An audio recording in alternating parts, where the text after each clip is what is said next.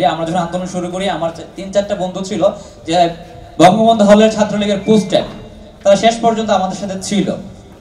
আমি মনে করি যদি কোনো কারণে ফ্যাসিবাদী সরকার দেশ থেকে পলায়ন না করত, সে আজ ক্ষমতায় অব্যাহত থাকতো, আমার চেয়ে এই ছাত্রলীগের পোস্টেড বাইটির ক্ষতি সবচেয়ে বেশি হইতো। যেহেতু ছাত্রলীগের এই বিষয়টা নিয়ে কথা হচ্ছে, এটা নিয়ে যশোরে সবথেকে বেশি বিতর্ক। দাবি পর্যন্ত আমার মনে হয় অরিজিনাল ছাত্রলীগ একটাও ছিল না।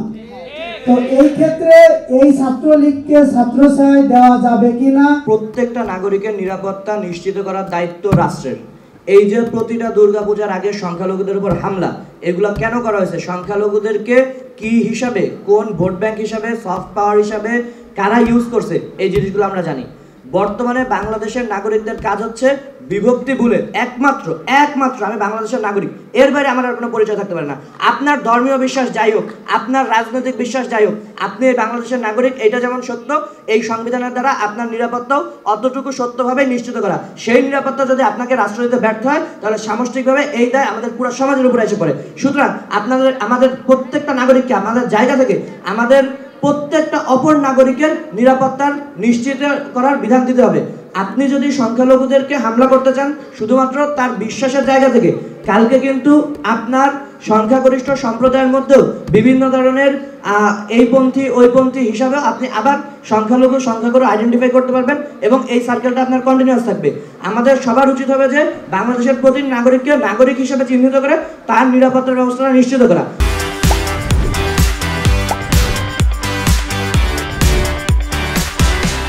ভবিষ্যতে আমরা হয়তো থাকবো না, এই আপনি যে জিনিসটা অ্যাড্রেস করতে আছেন যে তখন হামলা হবে কিনা, আলটিমেটলি হামলা প্রতিহত করার দায়িত্ব আমাদের না, দায়িত্ব হচ্ছে কি রাষ্ট্রের। আমরা চাই আমাদের রাষ্ট্র সংস্কারের মাধ্যমে এমন একটা প্রশাসন নিশ্চিত করতে, এমন একটা রাষ্ট্র ব্যবস্থা নিশ্চিত করতে, যে রাষ্ট্র ব্যবস্থার মধ্যে এই বাংলাদেশের মুসলমান, হিন্দু, বৌদ্ধ, খ্রিস্টান প্রতিটা নাগরিক সেফ অ্যান্ড সিকিউর ফিল করবে। আপনারা সোশ্যাল ওয়ার্কের জায়গায় টিম হিসাবে টিম ওয়াইজ ডিভাইডেড হন। এনজিওগুলো কি কম্বিনেশন মানে কোলাবোরেশনের মাধ্যমে কাজ করতেছে না? সো প্রথমে হলো গিয়ে কোলাবোরেশনের মাধ্যমে কাজ করা। আর দ্বিতীয় কথা হচ্ছে যতক্ষণ পর্যন্ত আপনার কাজটা নৈতিক জায়গা থেকে ঠিক আছে, যতক্ষণ পর্যন্ত আপনি আইন বহির্ভূত কোনো কাজ করতেছেন না, যতক্ষণ পর্যন্ত আপনি সরকারের প্রশাসনিক কাজে সরাসরি হস্তক্ষেপ করতেছেন না, যতক্ষণ পর্যন্ত আপনি নীতি এবং নৈতিকতার জায়গা থেকে এবং দায়বদ্ধতার জায়গা থেকে সঠিক কাজ করতেছেন, ততক্ষণ পর্যন্ত তো সবার কাজ করার সুযোগ আছে। শুধুমাত্র বৈষম্যবিরোধী আন্দোলন যারা করছে তারা কেন, বাংলাদেশের প্রতিটা ছাত্রের কাজ আছে যে আপনি সে সোশ্যাল রিফর্মের ক্ষেত্রে তার জায়গা থেকে তারা 2-5 জন মিলে একটা টিম নিয়ে তারা তাদের মতন কাজ করতে পারে। এই কাজগুলো ততক্ষণ পর্যন্ত অ্যাকসেপ্টেড যতক্ষণ পর্যন্ত আপনি সোশ্যাল এবং লিগাল বাইন্ডিংসের মধ্যে আছেন। এর বাইরে যা যদি আপনি আইন হাতে দেওয়ার চেষ্টা করেন, তাহলে আপনি আন্দোলনকারী যদি হন, আপনি যদি সরাসরি বৈষম্য বিরোধীর ব্যানারও যান, তাও আপনার বিরুদ্ধে আইনানুগ ব্যবস্থা যেটা আছে আমরা প্রশাসনের কাছে দাবি জানাবো যে সেই ব্যবস্থাই নিতে হবে।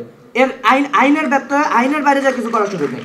আইনের মধ্যে থেকে আপনারা সোশ্যাল রিফর্মের জন্য যেভাবে পারেন আপনারা কাজ করেন, কোনো সমস্যা নেই। কোলাবোরেশনের মাধ্যমে করেন, ডিফারেন্ট ওয়েতে করেন, এভরিথিং ইজ ওয়েলকাম।